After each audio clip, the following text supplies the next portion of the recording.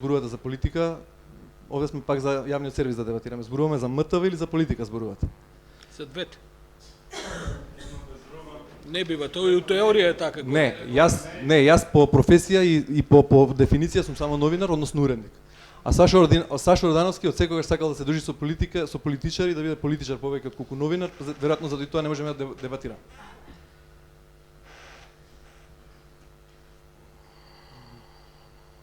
Сефер Тахири, само да го исправам, председателска дебата имаше соочување на председателските кандидати на МРТВ лани на изборите.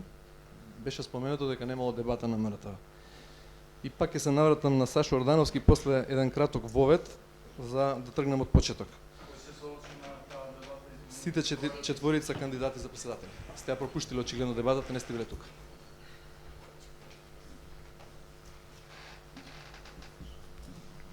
Директорот на агенцијата за медиуми Трајчевски вели дека ЗНМ не реагирало кога од некоја приватна телевизија била тргната една емисија.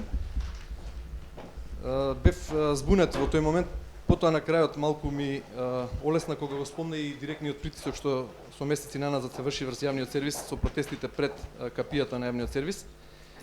ЗНМ вели дека станува збор за судир на суети или на новинарски суети или на новинарски величини кога по медиумите се препукуваат одредени новинари па се воздржува од реакција, но јас ја користам оваа прилика да кажам дека сум збунет и затекнат и се чувствувам незаштитен како поранешен и актуелен член што на ЗНМ што не е обновил членарината, но тоа не ви дава право за да не застанете во моја одбрана ако сте новинарско здружение какво што се представувате, кога со месеци наназад врз мене се врши линч, директни напади, уцени и многу гадни закани за кои сите сме сведоци. Значи не се бараат само оставки, оставките се нешто најдобро што можам да го чујам во последниве месеци за мене.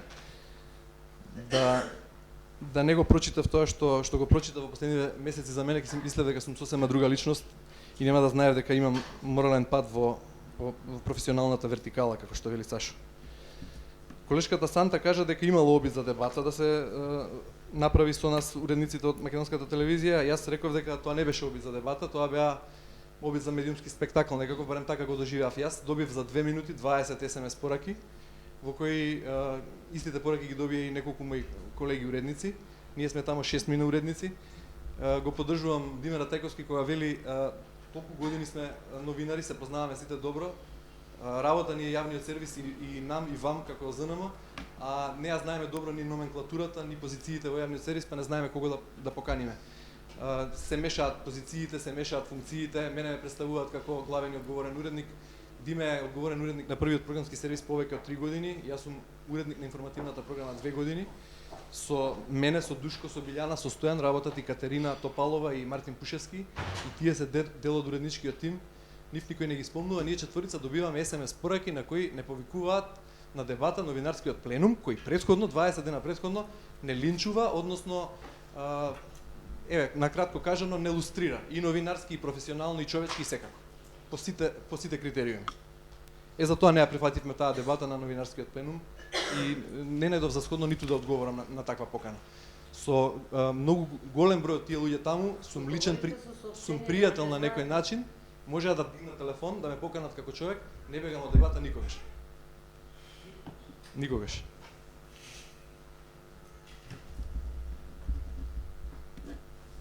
За нивото, велите глумиме овде ароганција, не знам како рековте, цинизам, продаваме цинизам. Јас многу внимателно ве слушав, не дофрлав никој додека зборуваше, еве сега некој пак ми дофрла додека зборувам. Жал ми е што е тоа мојата драга колешка Билјана Секуловска. Насер Селмани исто така сме имале многу дискусии и дебати, не се согласуваме за многу прашања, но со еден телефонски повик се договоривме да се сретнеме. На таа средба ја договоривме оваа дебата. Ја поздравувам и јас и ја поздравувам иницијативата на Сашо Ордановски, но очигледно мотивот бил некој друг, да се побарат оставки, а не да се дебатира за јавниот сервис како таков. И сега јас молчев 2 месеци, повеќе од 2 месеци молчам, не одговарам на навредите кои беа јавно по портали, по Facebook, по социјални мрежи напишани на моја адреса. Обидувајќи се да си го заштитам прво сопственото ниво и дигнитет, затоа што не сум научен така да комуницирам, се сметам за културно воспитан човек и нема да го спуштам нивото на комуникација ниту сега. Мислам дека тоа што со Билјана и Душко дојдовме овде и со Димера Тајковски не само гест на добра волја, бидејќи со некои колеги кои налустрираа претходно кажано, толку не навредија и не омаловажија, не треба да се сретнеме и да дискутираме, но ние сепак дојдовме овде. Не заради бродот што тоне, мене ми е гајле за бродот што тоне, не сум водел политика никогаш, не се дружам со политичари, немам политичари џугари, за разлика од некои други.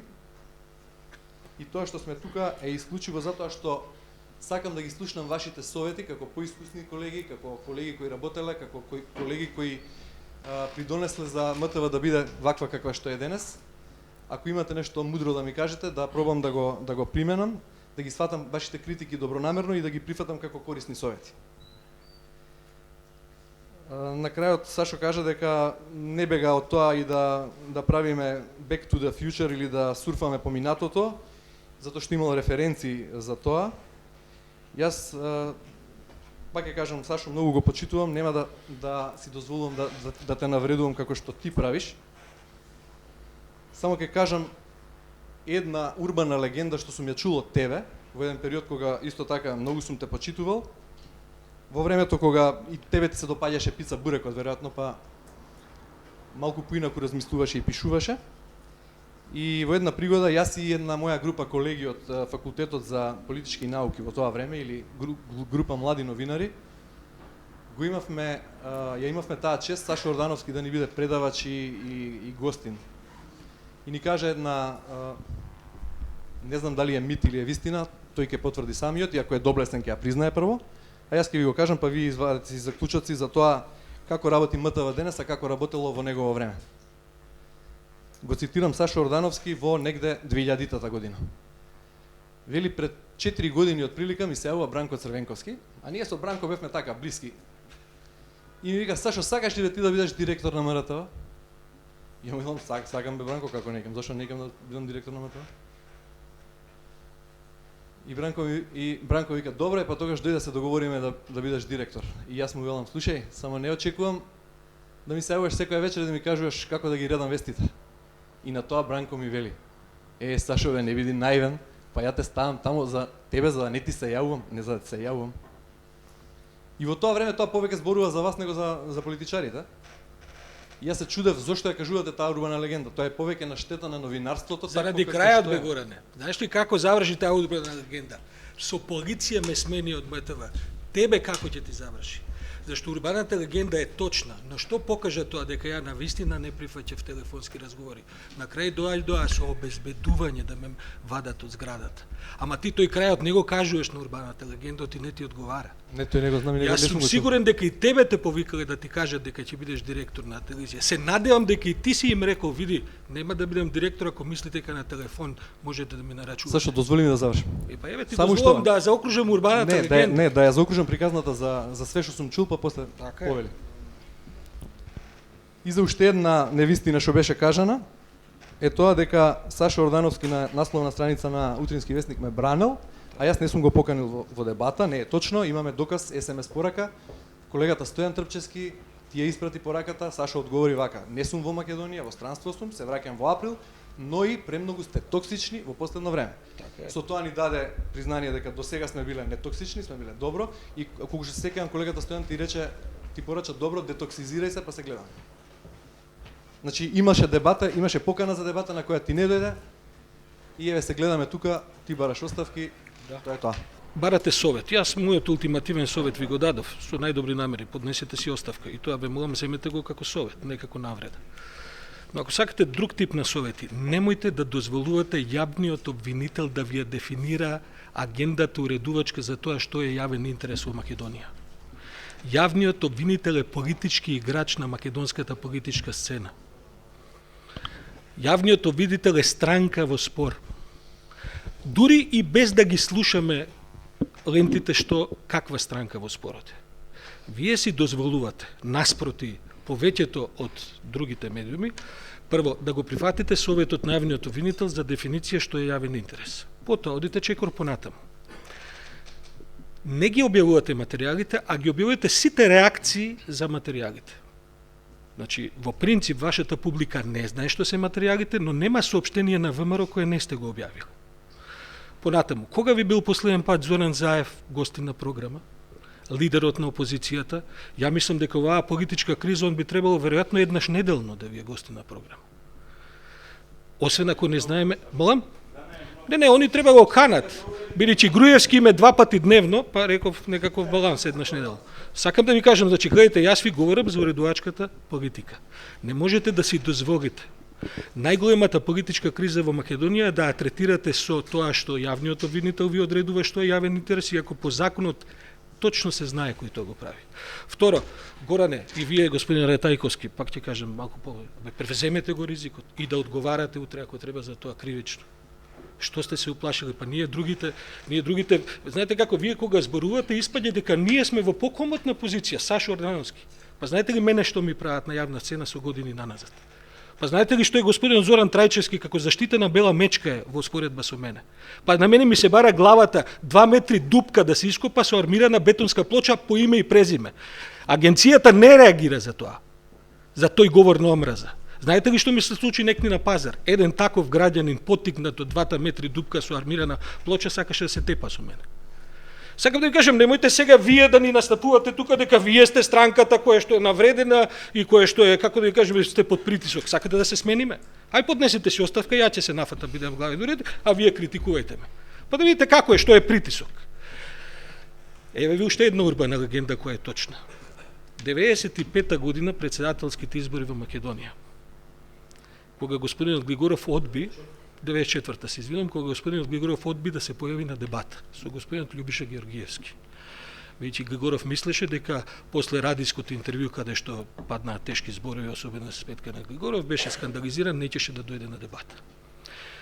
Видите, кога ми упаднаа во канцеларијата, господинот Љубиша Георгиевски кој е жив, госпоđа Доста Димовска која е почината, Змејковски, како кажете го и со брадата од ВМРО, тогаш уште еден пат, Флоровски. Значи, прво беа сите наоружени, со исклучок на Димовска и ми ги покажаа пиштолите. Значи, гледайте, немаше никаква полиција на вратата во МРТВ за да ги сопре. А не кордони на специјалци кои што сега од овој. Зашто не го примите вие Ангелов, кој е таму раководство? Зашто е толку страшно како е министр за образование? Зашто не го примите Ангелов Саши, да разговара? Саши, извини, да прекинам, го примив кога сте бил во странство, веројатно се видовме, разговаравме, немаше да го примам со Стојанче, се познаваме на улица, разговараме, дојде кај мене у канцеларија, разговарав. Зашто ви треба полиција таму?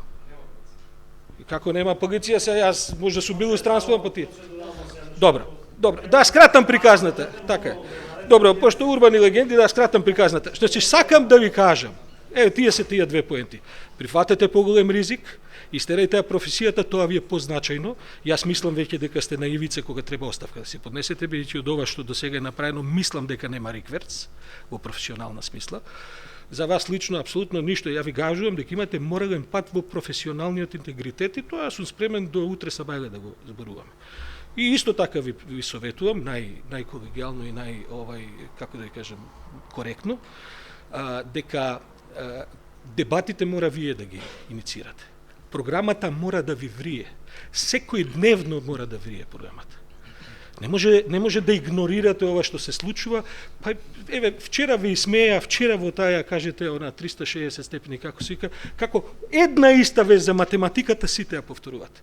Па јас пишував зашто му правевте на Зоран Бојаровски. Вие најавивте веста кога вашиот колега, кој беше новинарот што ја правеше, Небојша како се вика, Мартин, па ја гледате ли вие структурата на веста? Вие сте одговорен по закон за таа вест. Гледате како некоректно, непрофесионално направено за да се ликвидира Зоран Бојаровски. Професионално и лично.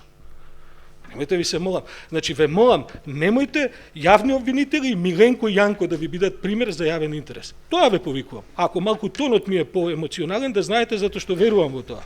Ние правиме се што можеме, верувајте, во овакви политички околности да го дадеме најдоброто од нас. Можеби тоа не е доволно, можеби заслужува оставки, тоа си е субјективно мислење, но јас се надевам дека и јас и моите колеги, сите сега што сме таму одговорни, ќе дочекаме еден ден да и ние вака кажуваме како во наше време било подобро. Се плашам да не кажуваме во наше време беше подобро.